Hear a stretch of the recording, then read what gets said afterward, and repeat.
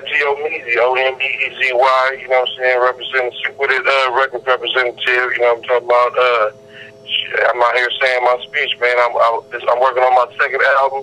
It's called Duality. My first album, The Great Communicator, is in stores and online right now. Yeah. I'm out, you know what I'm saying, my speech. I got a whole bunch of features on there, a whole bunch of my Secret family, and a whole bunch of people on there. So I'm just saying my speech. I'm trying to add my name, you know what I'm saying, to the roster and see what's happening, put it out there. Yeah.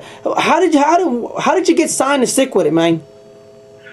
Well, you know, I worked my way up from the, you know what I'm saying, from the gravel. You know what I'm saying. I played many hats, wore many hats, and played many positions. You know what I'm saying. I always wanted to be in the music business, no matter what position I was in. I knew at some point in time, I was going to be exalted to, you know, to take the stage, you know, through hard work and determination, and you know what I'm saying, waiting my turn. So, you know, basically, you know, I saw an opportunity perform with the legendary E40, you know what I'm saying, and I was always writing. I was always writing hooks, and always trying to, just keep it lit, just trying to learn, hone my craft, and just trying to learn every aspect of this music business, because I knew that that's the only way, unless you do something illegal, or you find out how to do something in the financial district. Music is really, and movies, the entertainment business in general is the only way you can make a lot of money.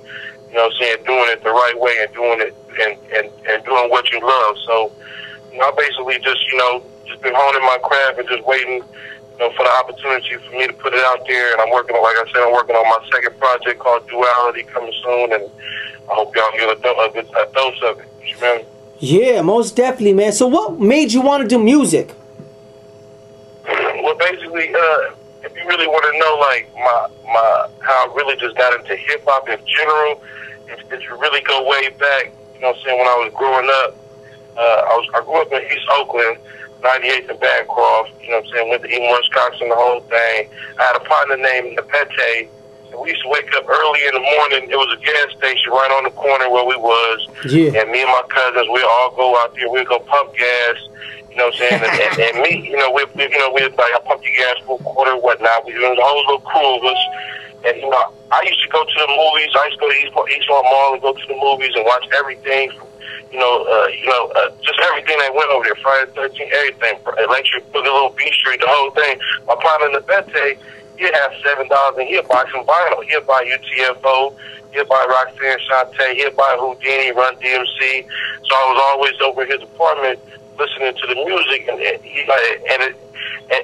watching the D-Boys at the park. They was always bumping Houdini, One Love, and Friends and all that. So just overly listening to it like that, it just basically got into my blood and just carried, and being that I didn't grow up in like a real good situation, music has always just kept me fed and just kept me uplifted and kept me moving forward to this day right now. So I love music. I love hip-hop music in general. What's your memorable moment in your whole career? My memorable moment in my whole career today right now, probably, I mean, it's a few, because being around E40, man, my whole career, like, it's nothing too much that I haven't seen. Like, people I've been around Tupac, been around just all type of different people, like the bosses of the bay, like, just a whole bunch. So I had to say, like, maybe going to Japan or maybe Amsterdam, like, as far as just seeing other cultures and, like, seeing, Asian people in, Japan, and just seeing how they rock out to just all, they, like, we went to Okinawa, and we went out there to perform for the troops. Yeah. And we went to I think it was we went to we got on the bullet train and all that, and did the whole thing. But it was like a little club out there, and they didn't really speak a lot of English, but they knew hip hop. They knew old school Snoop, old school, like, 90s music, and it was all fresh and new to them. So watching them people, but me being the great communicator and me being able to mix and mingle with all forms of society, is like being a part of different cultures was big to me. And music is like a bond. It's like music. It's something about music. Everybody can relate to it, and regardless of the color of your skin and your dialect, music. Something about it, the beat, the rhythm, the drum, everything about that. So I love music.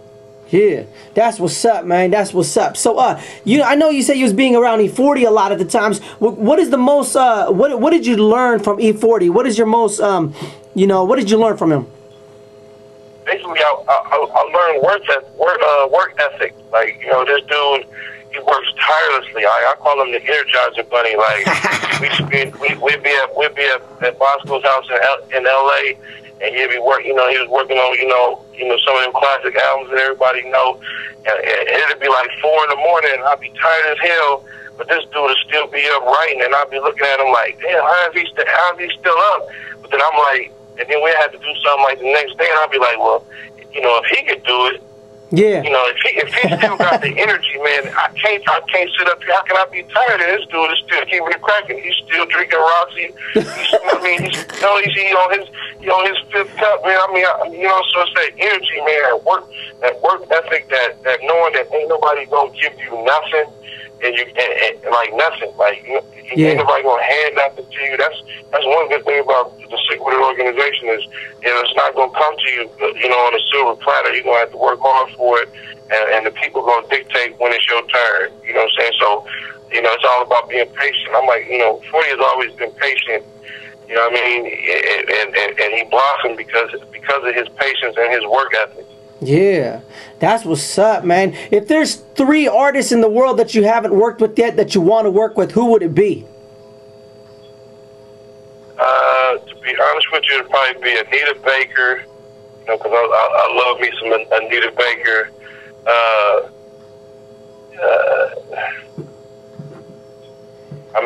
It'd probably be Anita Baker.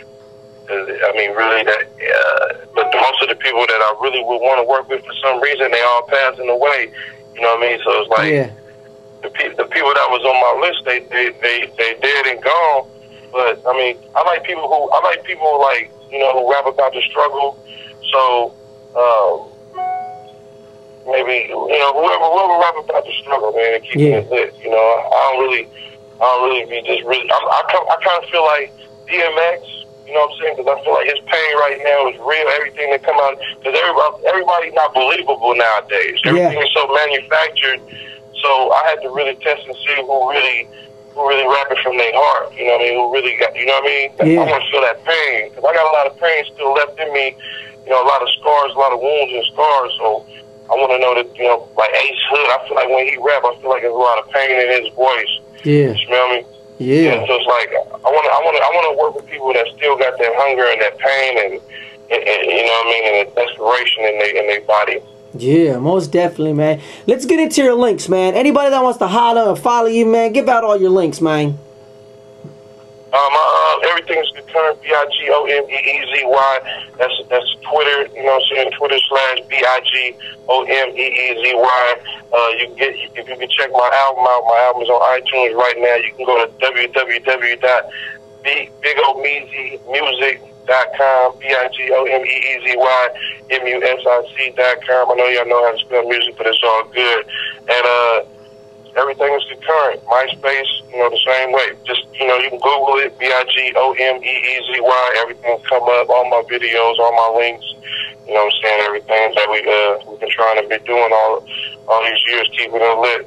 There's so many factors on Sick With It, that paved the way. That, I'm just trying to catch up to them. They legendary. I'm just trying to add my name into the book in some shape, form, and fashion. I ain't trying to be Jigga. I ain't trying to be the hardest rapper on the planet. At this stage, I'm having fun with it.